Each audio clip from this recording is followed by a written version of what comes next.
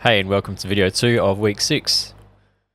So, as you can see on your screen, I have my week 6 FX and Fills project open.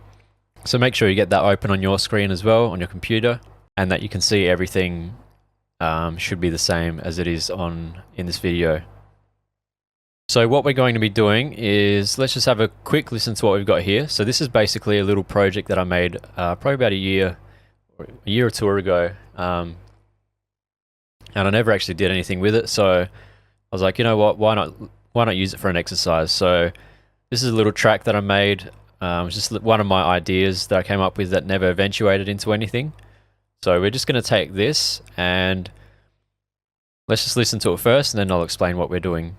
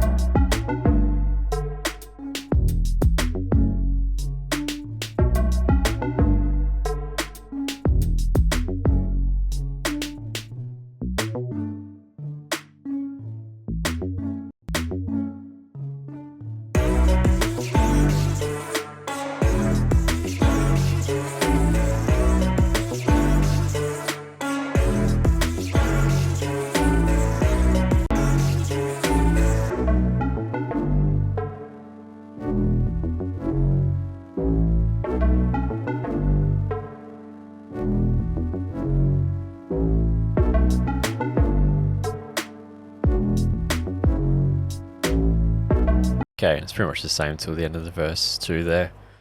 Just a little track idea that I came up with a little while ago. Didn't turn into anything, so this is perfect for this exercise. So as you can hear, it has all the main components, and you can see that as well. So we've got the drums, we've got some vocal chops, we've got the bass, and then we've got the melody. So all the main parts are there. I'll just merge them into, so all the drums are just in one track, and same for the melody and bass. But you can hear it's still a little lackluster. There's no transitions between the different parts of the track. There's no real variation in the chorus, into the breakdown. So like we learnt in the first video with the FX and fills, what we're going to be doing is actually doing that to this track here. Now, you're free to use your own samples if you do have your own samples, whether it be from Splice or wherever. If you have some effects and some fills that you want to use, just make sure they are around this BPM range, 90 BPM. More so for the fills. The effects and risers don't matter too much. Just depends on what kind of riser it is. So noise ones will not matter too much when it comes to BPM. But if it's tonal or it's got a rhythm to it, then yeah, you will need to get something that's around this mark, so it doesn't sound too bad when it's warped. Now, if you don't have your own samples, or you wish to not use your own samples or download some for yourself, I have included a folder called Week 6 Samples, and I just included some, I guess, all different types of samples that we could use in this kind of a track. And I did play around with these sounds in the track so they don't stick out too much and they should fit quite well. But essentially what we're going to be doing is taking our effects and fills, whether it be your own samples or ones that I've included in the folder for this week's files, and we're going to be essentially dragging and dropping them where we think they would fit. And we might have to tweak some things. Let's say we might have to tweak the volume. We might have to automate some certain aspects on it, whether it be reverb or whatever, if we do some panning, delay, that kind of stuff. So we're just going to be essentially polishing this track up a bit and doing the final touches on it through the effects and fills. So to make this easier, instead of having to have, whether you got a Windows Explorer window open or a Finder like here, and instead of having to drop these in like this, what I'm going to show you is how we can actually add a custom folder to our places section. So we briefly looked at this, I think it was the very first lesson, one of the very first lessons of the whole course, where I went over Ableton as a whole. But we didn't really talk about this too much. I just told you could add your own custom folders. So that's what we're going to be doing now. I'm essentially going to show you how we can do that. So let's click on Add Folder. Make sure first when you download those project files, you put them somewhere where you know where they are. whether it be on your desktop, your downloads, or if you've got a specific Ableton folder, throw them in there. And then we're going to add folder. Then we're going to navigate to where that folder is. For me, it's on my desktop, so I can just click on my desktop, and then I've got week 6 samples here. I'm just going to select the root folder, and I'll hit open. Now you can see on the left here, under places, we have week 6 samples. So if I click this, now we have our samples in here. So we've actually got them in Ableton, and it's much easier just to drag these in from here, instead of having to have your Finder open, and then when you click Ableton it disappears. Now we've actually got a custom place set up for these samples. So you can do these with all your samples if you have some custom samples that you've bought or downloaded packs for. You can just add that folder, and then when you click on that folder, your samples will pop up, and it just makes it easier to work with as a whole. You can also set up folders within folders, like I had my sample set up here. I've actually got folders within the folders, so I've split mine up into, it's quite messy, but these are all old samples, and I've split mine up into mainly genres and that kind of thing. But yeah, you can do that as well.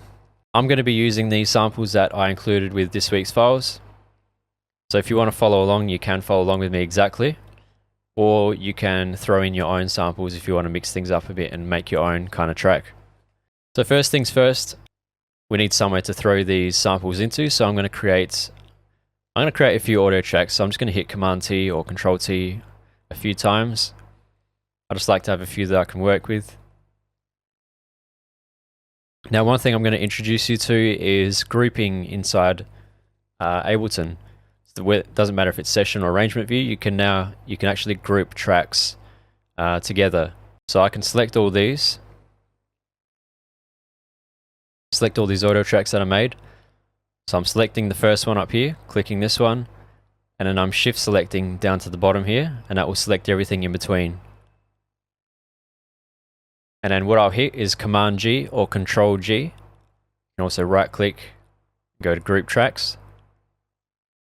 And now you'll see that's put them in a group there. So I can hide this group, I can open it up. I'm going to rename this group. So select the group, hit Command R or Control R, and then let's just type FX. One thing I am going to mention now is, I'm not sure if I mentioned it, but please name all of your tracks correspondingly. So like here I've got melody, bass, Vox chops, which is vocals. Vox is short for vocals, so if you see Vox, that means vocals. Vocal chops, and drums.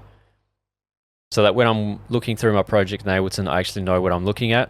It's not just a bunch of, like just a bunch of random tracks like this. Because then otherwise you have to actually listen to what it is to figure out what it is, and it just makes it a bit messy. So name all of your tracks. Again, that's Command R, Control R. Just select the track and hit that, and then you can name it. And then that way it's all organized, you know exactly what's what. When it comes to exporting your track for, say if you're going to get it mixed or mastered by someone else, whatever it may be, and you export all these stems separately, you're going to know exactly what each part is without having to listen to it and have it become a complete mess. Especially once you get 30 to 40 tracks all at once and they're all named something weird, it's going to get very, very messy. So something to start doing from the very beginning is name all of your tracks. Okay, so I've got this FX here. If you have them grouped like this, so let's say I've got 5 in here, it's not as important to name each one of these separately because we have named our group effects, so we know that everything in here is going to be an effect of some sort. So just a note on that. Let's listen to the track, just the very beginning, the intro.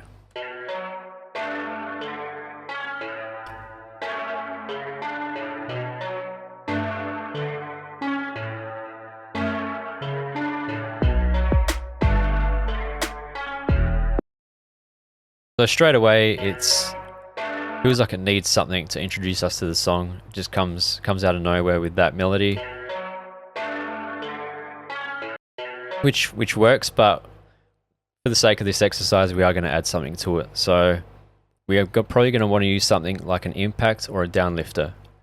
So something that's going to bring us into the track.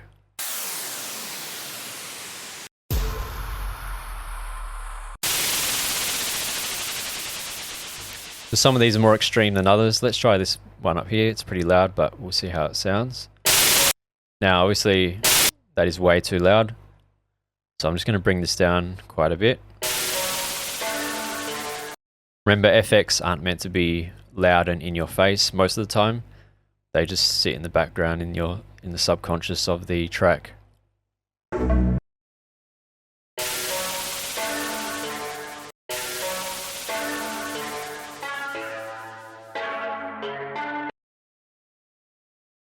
One thing also, when you drag these samples into Ableton, it likes to warp them because it's trying to figure out what BPM they are.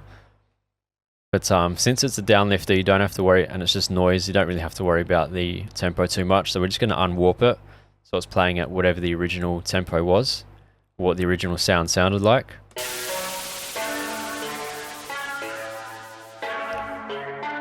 Cool, so that works for the start. Something to introduce us to the track. Let's keep listening here.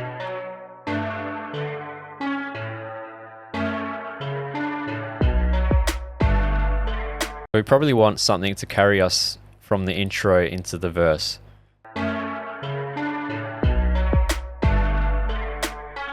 Something to just smooth over this transition a bit. So let's see what else we got. Maybe something like a noise sweep would work there.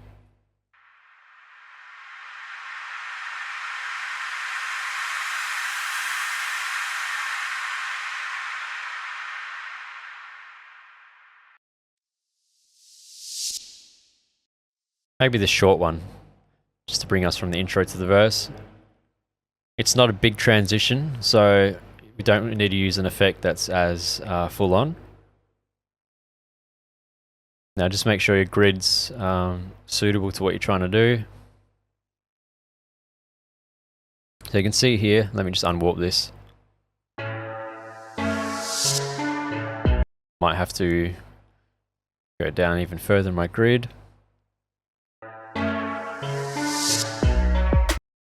Now looking at this, the peak of the waveform is here, just before the actual transition. Whereas I want the peak to be on the transition so that we flow smoothly from the intro to the verse. Which sounds a little bit weird when it's that much behind it. Also just going to bring this down a little bit. So instead of narrowing down our grid even more and going to 30 seconds, which you can do, but even then it might not be perfect. What I'm going to show you is you can just zoom in, say you had your grid at quarter notes, just zoom in a little bit, grab the clip so that you're dragging it around, so click and hold that, and then hit Command or Control, and that will give you the flexibility to move it off of the grid, and you can make really fine adjustments this way. So you can see it's not actually snapping anymore. So if you hold Command or Control, that will disable the snap. So I'm just going to disable the snap and then drag this right against the line there, the transition.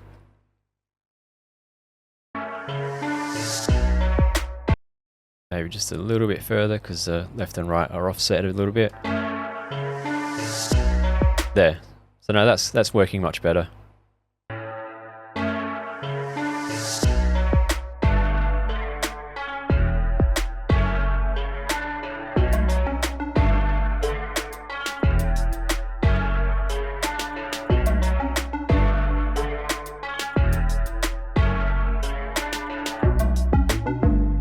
Okay, let's add another sweep in here. So I'm going to grab this noise sweep 2. Let's see how this fits. I'm going to unwarp it again. Let's bring this down quite a bit.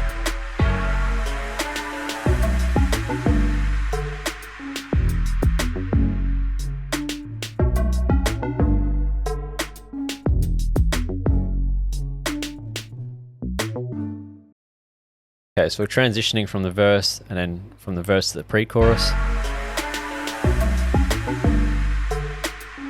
Once we get to here, let me just put this back to bars. These last 4 bars here is when the build-up really happens. So at this point here, we definitely need an uplifter. So I've got one here. Just going to put this on a new track. Now the reason that I'm putting all of the effects on different tracks is because they are all probably going to be different volumes. And if I change the volume of the track, that's going to affect everything on that, obviously on that track. So if I have this uplifter here, it might not suit this uplifter to have it at -14 dB.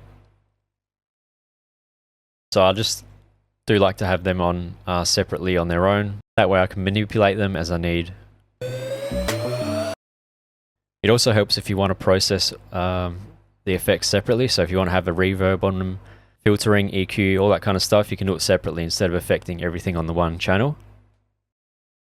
So if we look at this uplifter, let's just unwarp it. Now the chorus starts here. So this uplifter probably wants to go right to the end, so I'll just move it across one there. And let's see how that sounds. Bring this down.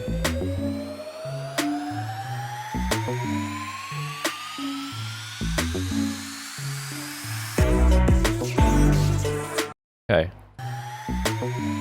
So that helps already with building a lot of tension.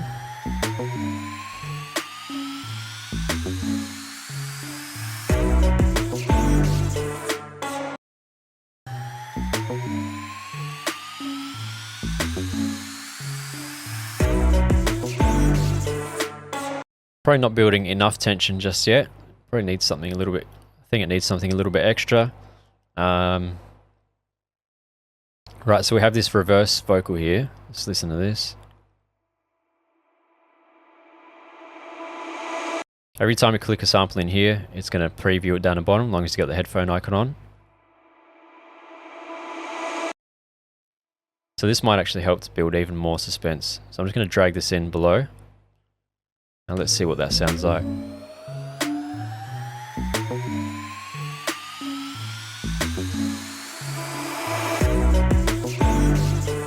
Okay, now the drops, the chorus is more impactful because we've built up that tension a bit more. Let's just check the volume on that.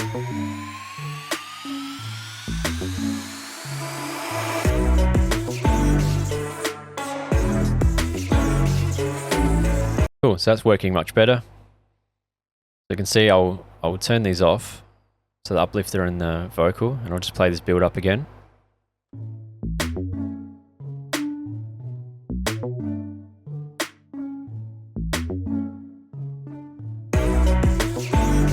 So yeah, there's absolutely no tension building up. We're not building up any energy whatsoever. It's very boring, it's very flat. Even just with these two little effects here, and we've brought the volume down quite a bit, so they're not too in your face, but they just help so much in bringing us to the next part of the track.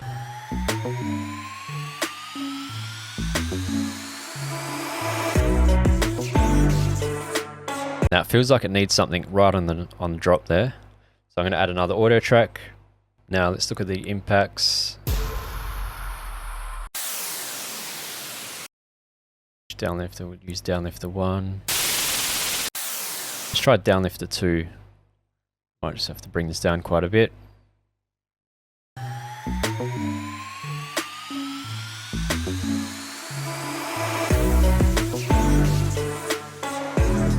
Yeah, so that works quite well there. So I got mine at -14 around abouts.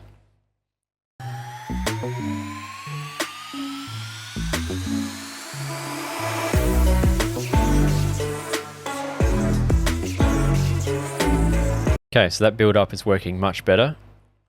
There's actually a shift now, there's actually a nice transition, a shift in energy as well.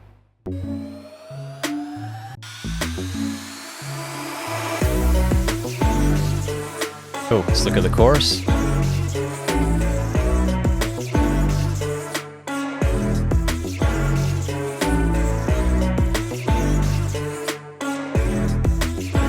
The chorus is just repeating over and over, which is fine, but we want to keep the listener interested, so we might spice things up a bit.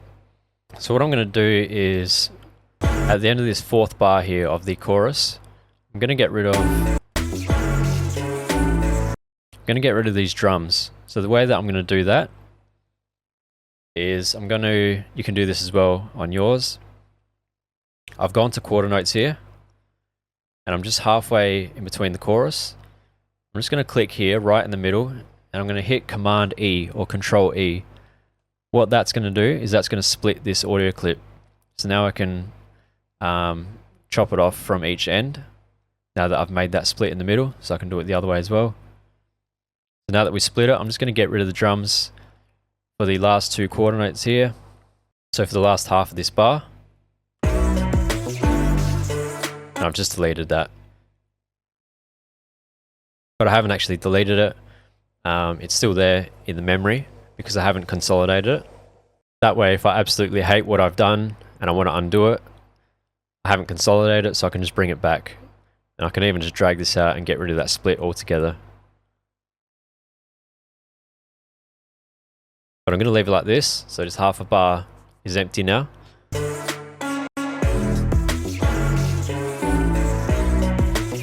So it's left a nice little gap now for a fill. So I'm going to add this onto a new track. Instead of putting it in the effects folder, I'm going to add another audio track here. And let me just throw the fill in first. So let's see what we got. Just make this a bit bigger. Oh.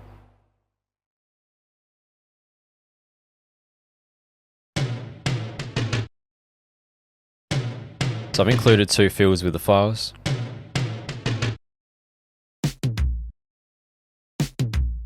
So maybe this little short one here, we can use that.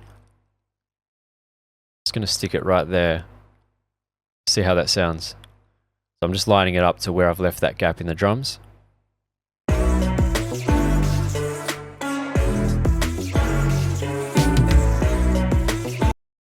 Just going to bring it down a little bit because it's sticking out too much at the moment.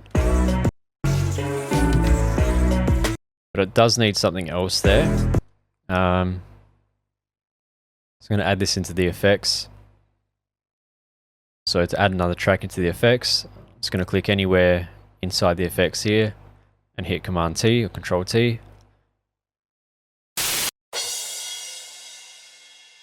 So maybe this crash, go here. Let's bring this down. Sorry, here.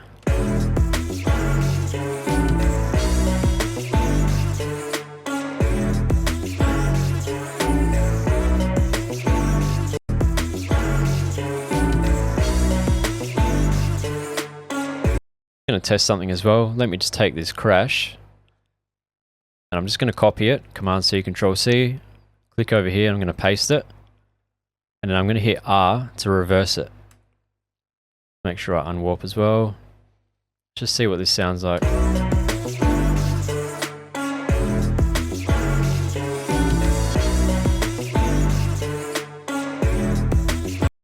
Okay, that kind of works. I'm going to bring the volume of this one down a bit, so I'm just going to click this clip and bring this down.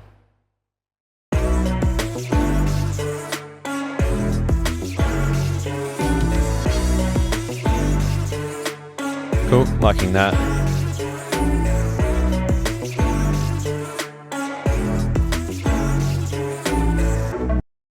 Now going to the breakdown, I'm going to get rid of that last bit of the drum again. And I'm going to use that fill 1. Just going to make a new track.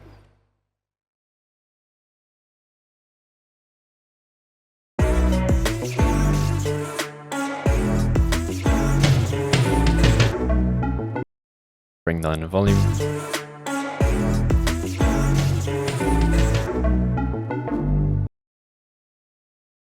Now we definitely need something to transition us from the chorus to the breakdown.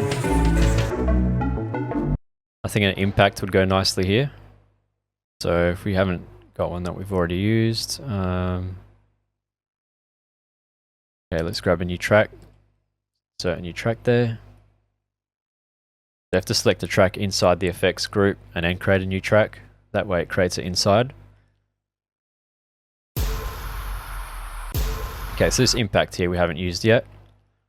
I'm going to drag this in to the breakdown. Just unwarp it.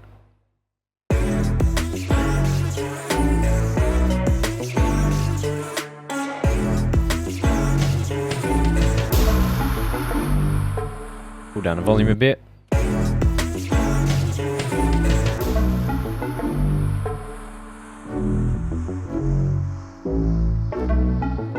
Okay. That's working, but does need something else. Maybe a sweep there. We've already used the sweep, so we can just copy this one across on the same track.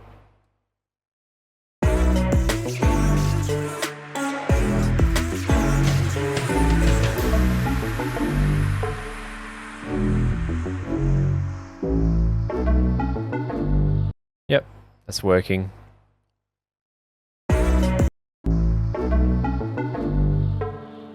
Maybe to fill the space in the background here while the breakdown's happening, especially towards the end, we can use this little atmosphere here. So what I'm going to do is, we've got these two fills. I'm going to select both of them. So I'm shift selecting them. I'm going to hit Command G or Control G, grouping them, and I'm going to rename this to fills. That way we've got our own little fills group and our little FX group. So it's all nice, neat and tidy. In the effects group here, I'm going to create one more track. And I'm going to add this atmosphere in for the breakdown. See if this works. Bring this down a bit.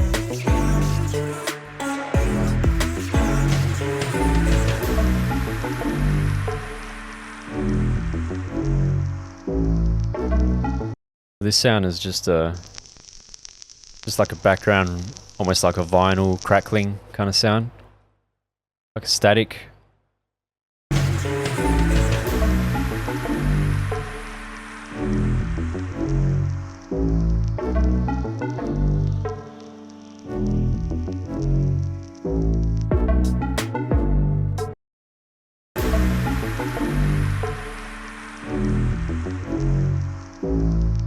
So I think that works there. What we can do is have it go into the verse, but slowly phase it out. The way we're going to do that is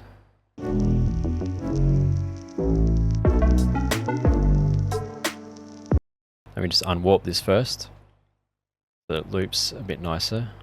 Just make sure you unwarp all of these as well.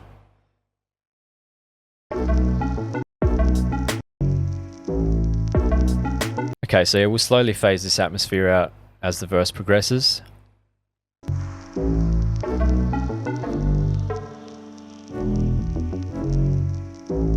Just bring it down a little bit as well, still a bit loud.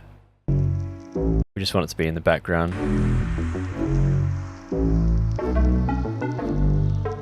So we're going to automate this to disappear. Now instead of doing it by selecting the mixer track volume, remember I mentioned when we did automation to avoid automating this at all costs.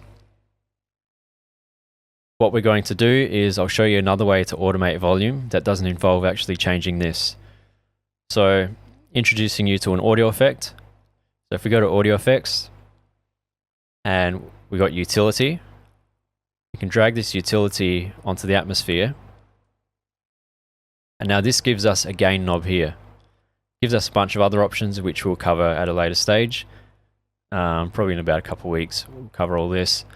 But for now we've got this output gain knob, and this will change the volume of the track without actually affecting what's going on here. Now I'll show you the reason why I want you to avoid automating this.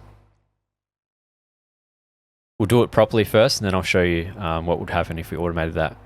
So let's select this gain knob. Now you see it pop up here in the automation, utility gain. I'm just going to insert a point here and a point at the end, and I'm just going to phase this off.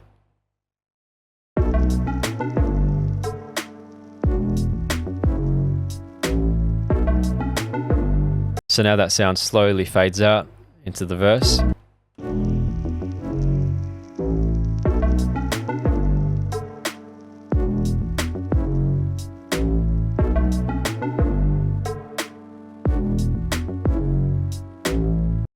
Cool. So I like that. Because we've done that now, This is still free for us to change. We can change this volume as much as we want, and it will affect the whole volume of this track. Now let's say we didn't do that. Let's say we delete this utility, and I'm actually going to automate this. So I'm going to put a point here for where that volume is and drag it down. It's going to give us the same effect.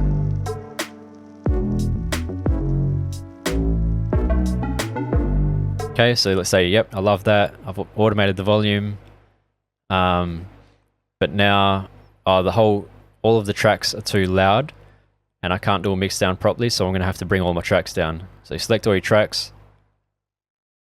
You want to bring the track down as a whole, but you don't want to touch the master channel, and I'll explain in detail later as to why you don't want to do that. So let's say you want to drag the volumes down of all these tracks, so you drag them down. Okay, so let's say they're all quiet now. But now, because you've automated that, it's not going to take into account what you've just done. And you're not going to have your automation. We turn this back off. That's still going to stay at negative 24 dB, even though you've just dragged it down. Because remember, like I mentioned before, you can't actually change the value of this once you have automation on it. So if you wanted to bring the volume of all your tracks down, you can't do that anymore because you've automated this. Arguably, you could put a utility on it and then counter it that way, but then that's just counterintuitive. So it's just better to do it with a utility if you want to automate the volume, like we just did. Automate this gain, and then this will be free for you to do whatever you want. Okay, so we'll get our gain automated here.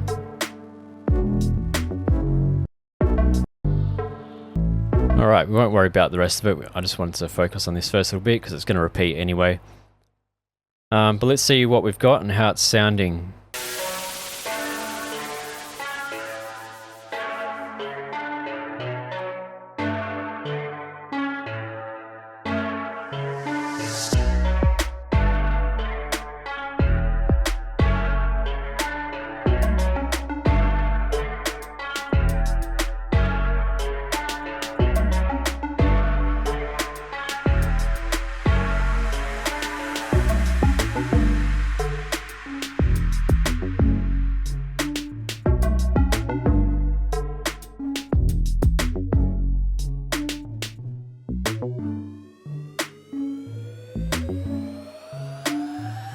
So it's a little bit quiet through here. Let's just add another effect in for the sake of the exercise. Bring up this. Don't want to try and reuse them too often. I'd probably use a different sound here or something else that was part of the track, but for this, let's just use this little sweep that we had here. So remember how we positioned this manually by holding Command or Control to make sure it wasn't snapped to the grid to get it perfectly aligned with this transition. If you wanted to copy it over here, the easiest way to do that is to make sure you got your fixed grid set to something. So I got mine at, let's say, a bar. I'll set mine to a bar. I'm actually going to drag from here over to here. So I've just drag selected over that whole sound. I'm going to hit Control Command C to copy. And I'm going to, because this is where I want the transition to happen, where the build up begins. So I'm going to select the bar just before it, and I'm going to paste it right here. Now you can see it's pasted it perfectly on the grid as we liked it before.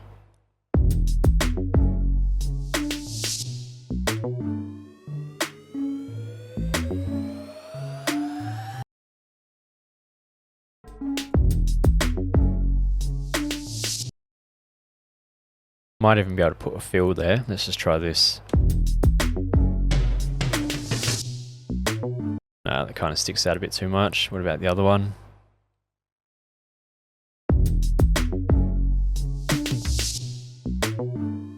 Yeah, that works, but what we'll do is we'll get rid of these drums because they're conflicting with that fill. So I'm going to go to, say, quarter notes. I'm going to click here, Command E or Control E to split this clip, and then just get rid of this last quarter note.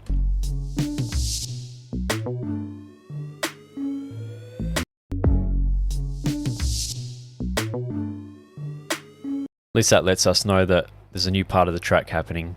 Even though this is all the pre-chorus, this just seems to be where the full build-up begins to happen.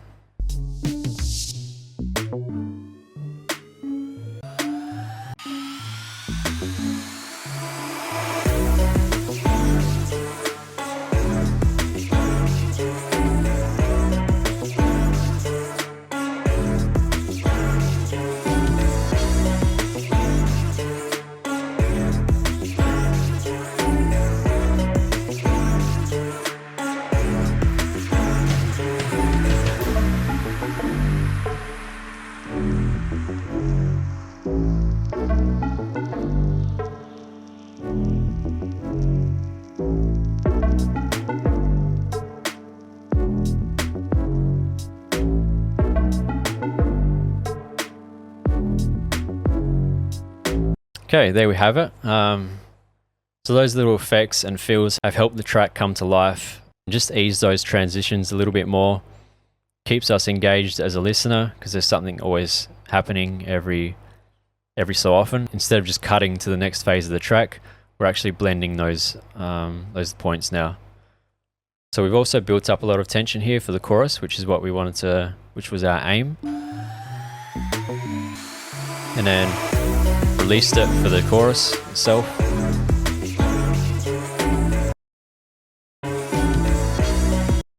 Add a little fill here in the middle of the drop just to keep things interesting. And then we've bridged the gap between the chorus and the breakdown with those effects and fills as well.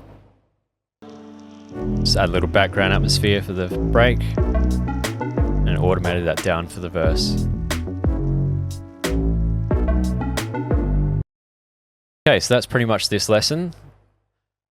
I hope you enjoyed that little exercise just to introduce you to how to actually use the effects and fills that we were talking about before. Like I was saying, if you used your own samples, that's awesome. Or if you do want to use these ones and you follow along with me, feel free to throw them into different positions as well. I just came up with my little idea, but maybe you think that a sound would fit better in a different place. Go for it and just, yeah, have fun with experimenting. Also, as a side note, all these sounds here, so these drums, these vocal chops, bass melody, which I did create myself for this track, you're free to use those in your own tracks if you want. So if you want to chop this up and slice it and sample it, go for it. You have my full permission to use it commercially. So if you liked any of these sounds, feel free to use them. But yeah, I hope you enjoyed this little exercise. Next video, we're going to get into how I would piece it together for my track, and also including a little bit more on automation and on the effects themselves and the fills. And then hopefully give you more ideas on ways to use this in your track. So I'll catch you in the next video.